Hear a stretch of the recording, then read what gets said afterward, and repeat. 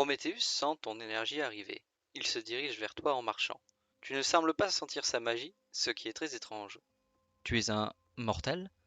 Tu te décris comme étant un humain, ce qui choque Prométhéeus. C'est possible qu'un mortel arrive ici? Fascinant, ça n'est jamais arrivé de l'existence de la vie entière. Un humain dans le royaume des dieux. C'est impossible, tu es forcément un démon métamorphe. Tu sembles intrigué par l'expression démon. Tu n'as jamais eu vent de cette race. Si tu n'es pas un démon, quelle est ta magie alors? Tu lui réponds que tu peux te téléporter entre autres, et Prométhéeus répond d'un air pensif. Alors de simples mortels peuvent atteindre le royaume divin si leur magie perd son contrôle? Tu t'interroges sur ce qu'il entend par perdre le contrôle. N'aurais-tu pas été touché par un sort de descendance ténèbres ou as-tu subi l'état corrompu? Il te semble te souvenir que ça a été le cas. Bien, dans ce cas, je vois le problème. Le timing, ma foi, très hasardeux. Ta magie s'est annulée ou a été corrompue au moment où tu as essayé de te téléporter. On dirait un bug dans les jeux vidéo. En fait, normalement, les dieux doivent emprunter un canal situé à la verticale de la Terre. Il est formé de magie. Sauf que le royaume divin se situe tellement loin qu'il faut la vitesse de la lumière pour y parvenir. Mais avec une téléportation et un bug, c'est sûr que ça marche mieux. Il faut aller voir Sinistra, la déesse des ténèbres, pour plus ample explication. Viens, suis-moi. Tu te diriges en compagnie de Prométhéeus vers le repère de Sinistra. Tu lui demandes pourquoi les humains croient donc en un simple dieu. Ah oui, ça. Eh bien, ce ne sont que des histoires inventées par les humains pour arriver à gérer la population. Les dieux sont au nombre de 7 et représentent les magies originelles. Sang, feu, terre, forêt, foudre, eau et ténèbres. Quoi? Tu penses que je vais me faire insulter en commentaire? Oh, eh bien, je m'en fiche, je suis Dieu, non? As-tu d'autres questions? Tu lui demandes comment ont été créés les humains. Les humains? Oui, ils ont été créés en collaboration des autres dieux comme suit. Le dieu du sang a mis du sang, la déesse des flammes de la chaleur, le dieu de la terre, les eaux et la résistance de ceux-ci, la déesse de la forêt a créé l'anatomie, moi-même les messages nerveux, le dieu de l'eau a mis de l'eau et la déesse des ténèbres a la fatigue et le besoin de dormir. Et voici un humain. Enfin, un être humanoïde, car il existe beaucoup d'autres planètes sur lesquelles se trouvent d'autres formes de vie intelligentes.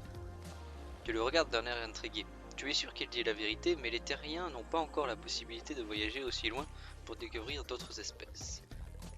Bah, évidemment qu'il y a d'autres espèces intelligentes, sinon on n'aurait créé que la Terre. Faut savoir que les soleils ont aussi été créés en grande partie par l'entièreté de ma magie de foudre divine. Oui, j'ai perdu ma magie sur cette action. T'imagines pas le bordel que ça a mis après ça. Je ne l'ai récupéré que très récemment. Mais bon, j'ai un temple en mon honneur au fond du Tenchokaku. Nota bene, le Tenchokaku désigne en même temps le château du dieu de la foudre et aussi ses alentours appelés le domaine de la foudre. Peut-être que prier dans le temple t'attira mes foudres. Enfin, une bonne augure de ma part.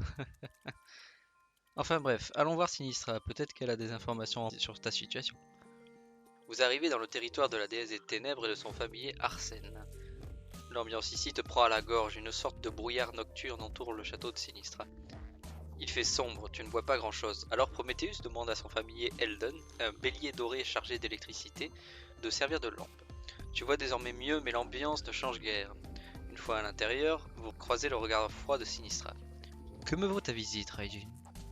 Tu ne comprends pas pourquoi Sinistra appelle Prométhéeus Raijin, mais tu n'oses pas intervenir. Le regard de la maîtresse des lieux croise le tien.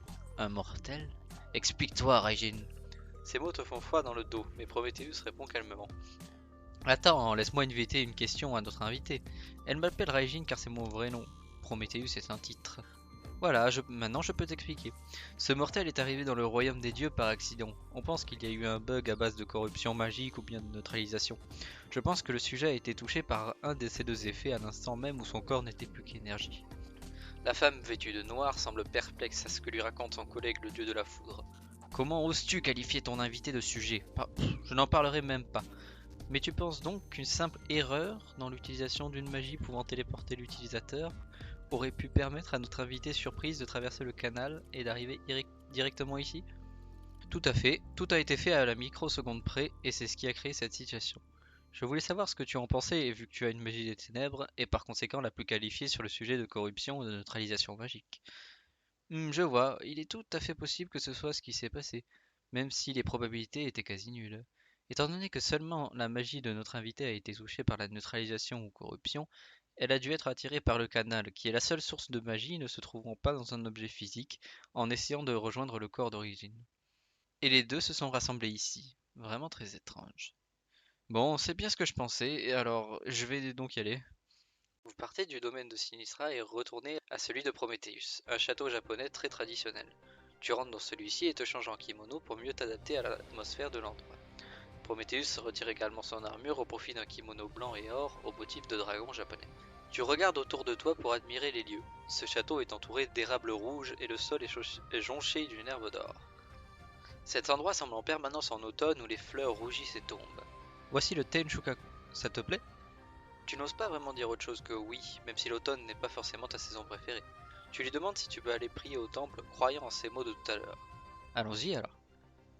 Vous marchez au milieu des érables japonais et de leurs feuilles rouges. Le chemin n'est pas si long et vous finissez par arriver dans un temple qui fait la taille d'une maison normale. Une personne se tient là et salue votre arrivée. Bonjour, maître Prométhéeus. Vous pourrez rentrer. Le temple est propre.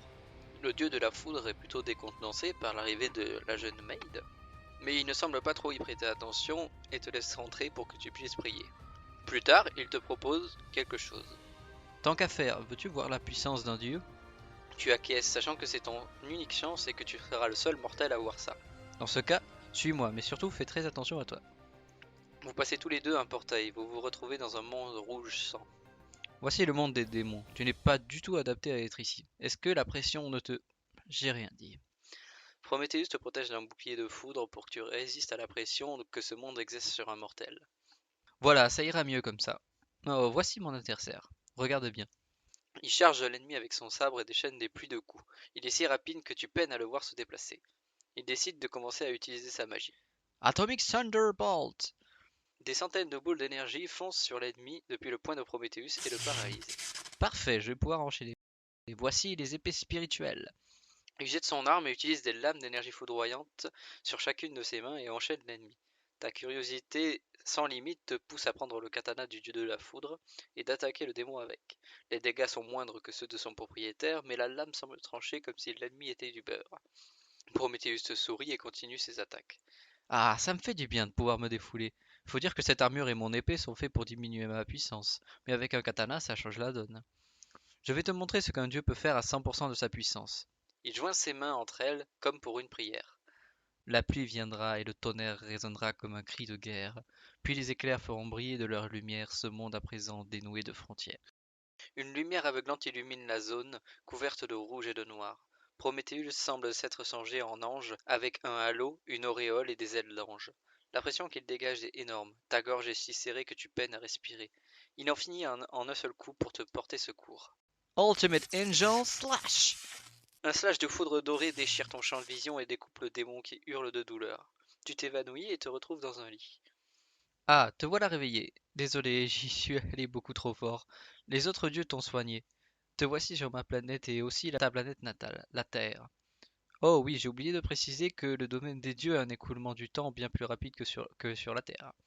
Tu as passé une petite heure là-bas, tu as donc perdu un an ici. Oui, je sais, c'est pas cool, je m'excuse, j'aurais dû te prévenir avant. Je repasserai te voir plus tard, enfin pour toi ce sera sûrement dans une bonne dizaine d'années. Évolue bien, toi qui as tenu l'épée d'un dieu et dont la magie a dû s'améliorer drastiquement. Bonne chance dans ta vie, je te souhaite le meilleur.